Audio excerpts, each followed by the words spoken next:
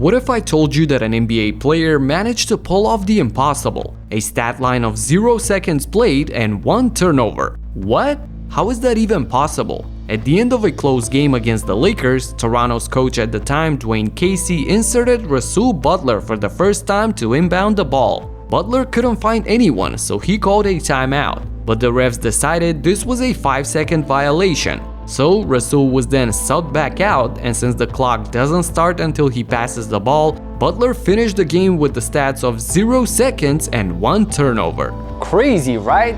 Sit back, I've got much more of these. What up everybody, my name is Stefan and this is Heat Check. Let's get into it. Bruce Bowen was a crucial piece of the Spurs championship runs in 03, 05, and 07 as one of the league's best defenders. However, one strange fact about him is his inability to make his free throws. Bowen shot a horrific 57.5% for his career despite being a terrific 39.3% shooter from downtown. The most improbable thing would happen for him during the 2002-2003 season when Bowen led the league in three-point efficiency with a fantastic 44.1%. But on the flip side, his free throw shooting was abysmal at only 40.4%. And with that, he had a season where he shot better from outside than from the free throw line. Unbelievable. Watching these highlights of the 2004 All-Star game, the nostalgia hits hard. Superstars like Kobe, Shaq, Iverson, Mcgrady, KG, and Yao.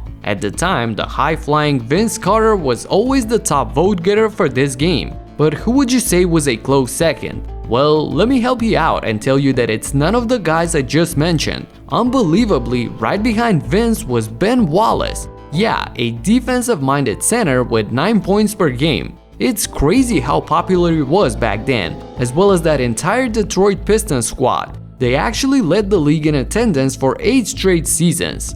In March of 07, Kobe went ballistic and scored 4 consecutive 50-plus point games. In fact, he started off with 65 against the Blazers, a 50-piece against the Timberwolves the night after, then 3 days later got another 60-point game on the road against the Grizzlies, and the very next day, 50 again on the Hornets in New Orleans. On the other hand, Dwyane Wade only had 3 such games in his entire career, versus the Magic, Jazz, and the Knicks. So, as wild as it sounds, Kobe had more 50-plus games in 1 week than Wade had his entire career. Moving on. Throughout the years, the Magic have had a few superstars on their team, from Shaq and Penny to Tracy McGrady to Dwight Howard. All of these have managed to record a triple-double for this franchise, but none of them is the all-time leader in this category.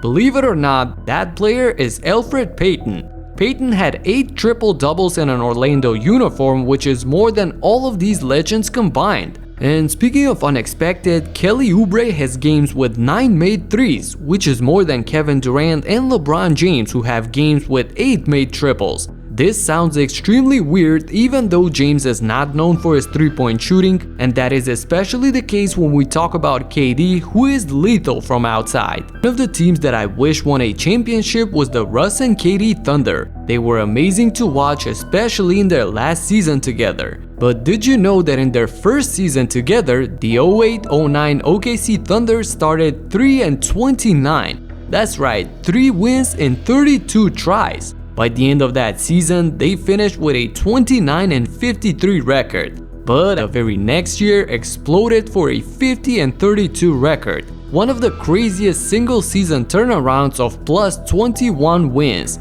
They got to the playoffs, and even though lost to the champions that year, the Los Angeles Lakers, the league took notice and saw the incredible talent that was on this team. That season, the 9 rotation players had an average age of just 23 years. And on the other hand, Wilt Chamberlain was 50 when he got an offer to come back to the NBA. 13 years after his retirement, the New Jersey Nets contacted Wilt's agent to see if he's willing to play out the remaining 7 games of that season for an offer of $360,000. As Chamberlain would say it himself, he kept himself in phenomenal shape, working out and playing some kind of sport almost every day. That's incredible. Though this was never finalized and he didn't make a comeback, you can see from these clips that he would have been able to play in the league even at 50. And speaking of all-time greats, we all know that the Finals MVP award is named after the late great Bill Russell.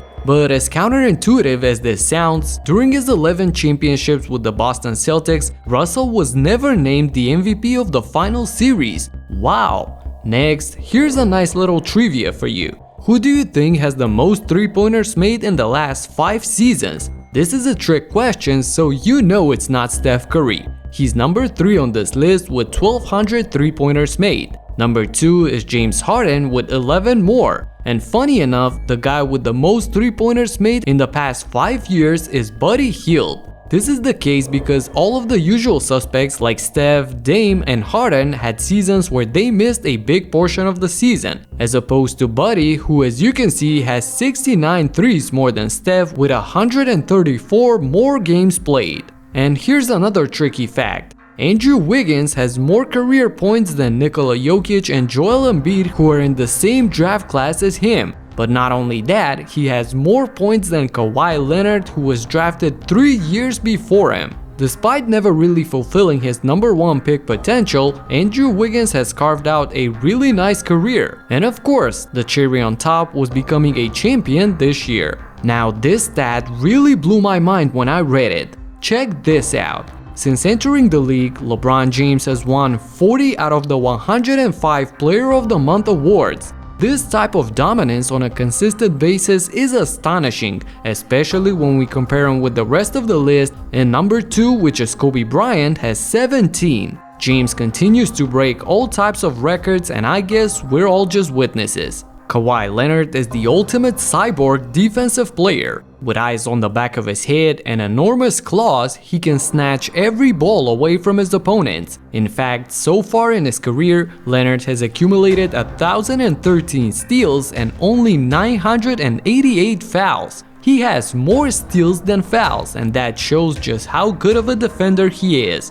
According to StatMuse, Jimmy Butler is the only other active player who also has more steals than fouls. Butler has 1,127 steals and only 996 fouls. So, huge credit to these two guys for their work on the defensive end. And speaking of that, Tyson Chandler won the Defensive Player of the Year award in 2012, and right after that, it was Marc Gasol who earned that honor. What these two centers have in common is the fact that they were voted as the best defenders in the league, but then were left out of the all-defensive first team in their respective seasons. This happened because of the Defensive Player of the Year award voting is done by sports writers and broadcasters, while the all-defensive teams are chosen by NBA coaches, who pick a first and second team by position but cannot vote for their own players. And in a tight race, it's possible that a player gets the award but fails to make the first team. Golden State and New York are connected by 2 players in a very interesting way. The Warriors went 16 years without an All-Star player.